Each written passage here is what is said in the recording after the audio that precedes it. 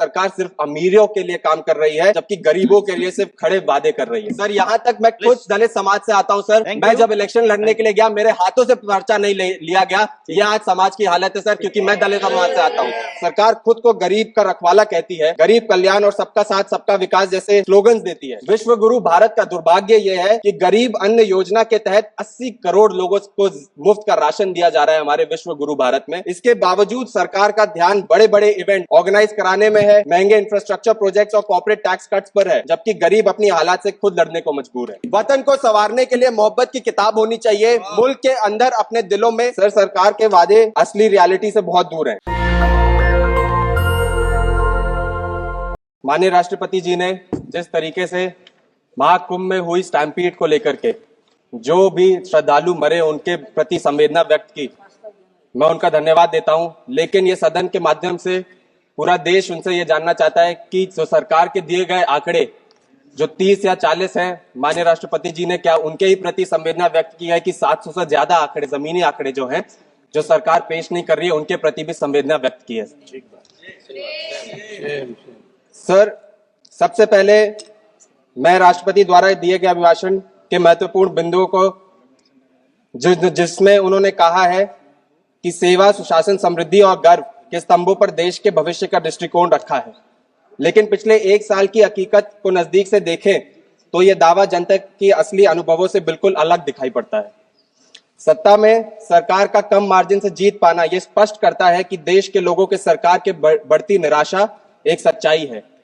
अगर यह सरकार सच में सेवा और सुशासन का प्रतीक होती तो भारत की जनता इसे जोरदार समर्थन और देती। लेकिन मतदाता का स्पष्ट संदेश इस सरकार को यह है कि वो परिवर्तन चाहते हैं। Sir, within the first year of this third term government, this government has trampled upon the spirit of the constitution, introducing controversial legislations like the Waqf bill and the constitutional amendments for one nation and one election. The Waqf bill, marketed as a step towards empowerment and modernization, is in reality a direct assault on the secular fabrication of our nation. It is yet another attempt to tighten government control over the religious and cultural traditions of the Muslim community and undermining their autonomy in the name of religion. Meanwhile, the proposal for one nation, one election poses an existential threat to India's federal structure. It is nothing more than an attempt to centralize power, diminish the political, economic and social autonomy of the states. Even today, states are struggling under an unfair fiscal arrangement, particularly after the introduction of the GST. The centre's political agenda has overshadowed the rightful allocation of tax revenues, pushing many states into financial distress, forcing them into debt rather than empowering them with their due resources. This government claims to uphold the constitution, but its action speaks otherwise. It is our duty to call out these contradictions and defend the very principles that define India's democracy. सरकार खुद को, speaker sir, सरकार खुद को गरीब का रखवाला कहती है, गरीब कल्याण और सबका साथ सबका विकास जैसे स्लोगन्स देती है, लेकिन असली सच्चाई सबसे परे नहीं है। ये लोग गरीबों का भला करने का वादा तो जरूर करते हैं, लेकिन देश में इनकम इक्वालिटी और बढ़ती चली जा रही है। इनकम इनक्वालिटी, ऑक्सफैम रिपोर्ट के अगर मुताबिक चले सर, तो सिर्फ 1% अमीर लोग इस देश की 40% से ज्यादा संपत्ति कंट्रोल करते हैं। बाकी जो गरीब लोग हैं करोड़ों, वो कहीं के नहीं बचे हैं। अर्बन एरियाज में युवा बेरोजगारी 23% से ज्यादा हो गई है, और अगर हम रूरल इंडिया की बात करें तो वहां पे जो गरीबी है और मनरेगा का बजट भी 30% से ज्यादा कम कर दिया गया है। इससे हजारों मजदूर बेरोजगार हो गए हैं। सर, विश्व गुरु भारत का दुर्भाग्य यह है कि गरीब अन्न योजना के तहत 80 करोड़ लोगों को मुफ्त का राशन दिया जा रहा है हमारे विश्व गुरु भारत में, और लेकिन भारत के 75% मजदूरों के पास कोई सोशल सिक्योरिटी नहीं है। चाइल्ड मैलन्यूट्रिशन 35% से ज्यादा हो चुका है। एक अलार्मिंग सिचुएशन इस देश में, रूरल इंडिया में पनप रही है सर, इसके बावजूद सरकार का ध्यान बड़े बड़े इवेंट्स ऑर्गेनाइज कराने में है, महंगे इंफ्रास्ट्रक्चर प्रोजेक्ट्स और कॉर्पोरेट टैक्स कट्स पर है, जबकि गरीब अपनी हालात से खुद लड़ने को मजबूर है। यह डिस्कनेक्ट छोटे व्यापारियों के साथ भी क्लियरली दिखाई देता है सर, जो देश की इकोनॉमी का बैकबोन कहे जाते हैं। उनका भी बुरा हाल है। बड़ी कंपनीज बिना किसी रुकावट के एक्सपैंड कर रही हैं, लेकिन छोटे दुकानदार और व्यापारी सरकार के अनदेखी का शिकार हो रहे हैं। सरकार फाइनेंशियल इंक्लूजन और लोन प्रमोट करने की बात तो करती है, लेकिन उसमें ये लोगों को जोड़ती नहीं है। अगर हम बनारस की बात करें सर, जो पीएम माननीय प्रधानमंत्री जी का क्षेत्र है, तो वहां पे 40 साल से ज्यादा बीएचयू के पास काम कर रहे दुकानदार, छोटी मोटी दुकानदार के लोग, उनको हटा दिया गया सिर्फ वीआईपी कॉन्वॉयज के लिए, जिसमें पीएम खुद एक हिस्सा थे। इन व्यापारियों को फेक स्कीम्स और खोखले वादे नहीं चाहिए, उनको अपना काम बिना डर के करना है और उनको अपना अधिकार चाहिए सर। ये नहीं है तो ये expands the word, unpardoned don't expands the word. नौजवान लड़का है, पहली बार सर लेकिन ये प्रधानमंत्री जी का संसदीय क्षेत्र है, उसके बारे में बोल रहा बोलने दीजिए। था और ये हकीकत है। Record इन पे नहीं व्यापारियों को फेक स्कीम्स नहीं चाहिए सर, उनको अपना हक और अधिकार चाहिए। जब लोग इकोनॉमी का फाउंडेशन कहे जाते हैं, उन्हीं को सरकार इज्जत नहीं देती, तो इसका मतलब क्लियर है कि सरकार सिर्फ अमीरों के लिए काम कर रही है, जबकि गरीबों के लिए सिर्फ खड़े वादे कर रही है सर। सरकार प्राउडली फार्मर्स को अन्नदाता कहती है, फाइनेंस मिनिस्टर ने यहाँ पे सदन में खड़े होकर के फार्मर्स को अन्नदाता कहा, लेकिन उसकी पॉलिसीज उनको सिर्फ धोखा दे रही है।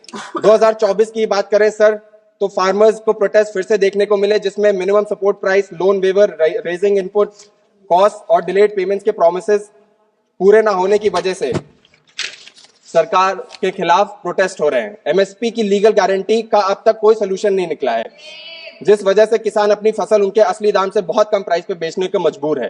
फार्मर सुसाइड एक और बड़ी प्रॉब्लम है। 2023 में 10,000 से ज्यादा फार्मर्स और लेबरर्स ने सुसाइड की सर, जो एग्रीकल्चर सेक्टर की असलियत दिखाता है। लोन वेवर का जो वादा किया गया था वो सिर्फ डॉक्यूमेंट्स तक सीमित रहा और असली रिलीफ मिलना अब तक मुश्किल है।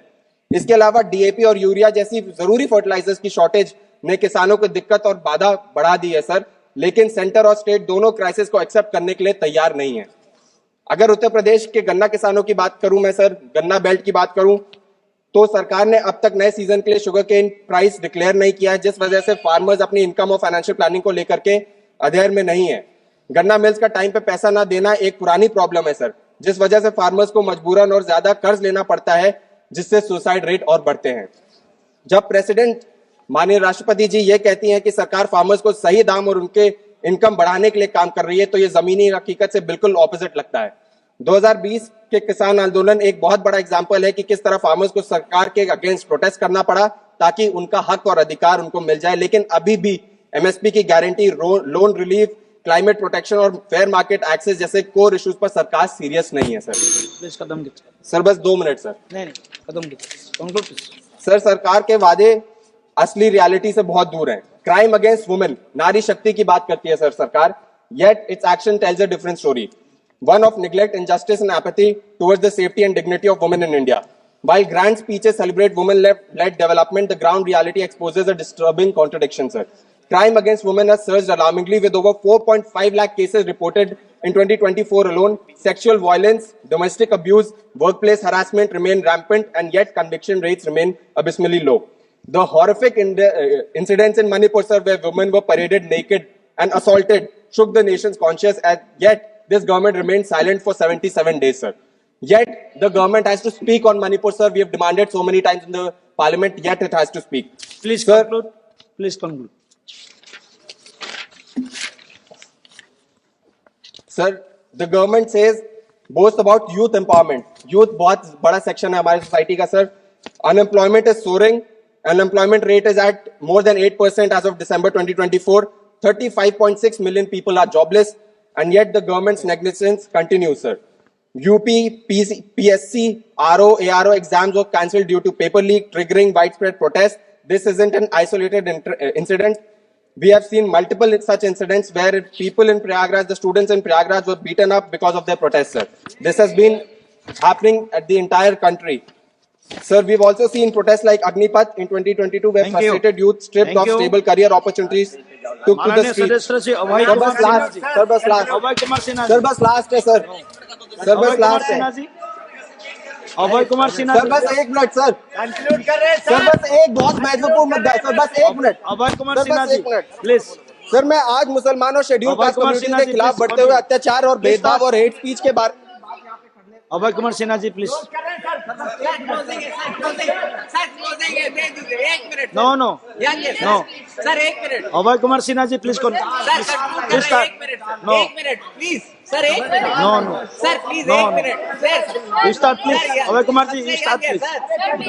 अभय कुमार जी स्टार्ट प्लीज एक मिनट कर दो। आप शुरू कीजिए आप शुरू सर कीजिए प्लीज एक बोलिए ना जल्दी। सर प्लीज सर अभय कुमार जी आप बोलो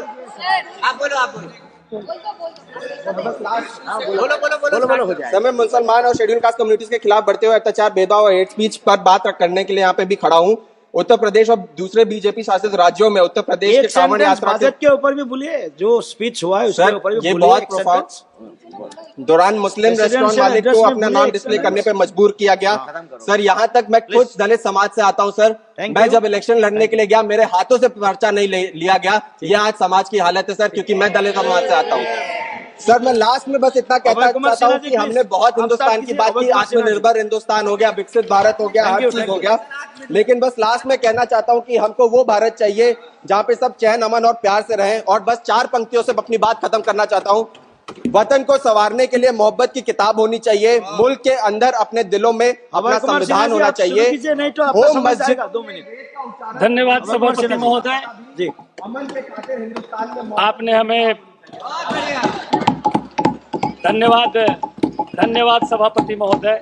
नेशनल दस्तक की आपसे गुजारिश है कि अगर इसको बचाना चाहते हैं तो नेशनल दस्तक को सब्सक्राइब करने के लिए रेड कलर के सब्सक्राइब बटन को दबाएं, फिर बेल आइकन की घंटी दबाएं। नेशनल दस्तक को बचाने के लिए बहुत जरूरी है कि हर खबर को शेयर करें, लाइक करें, कमेंट जरूर करें।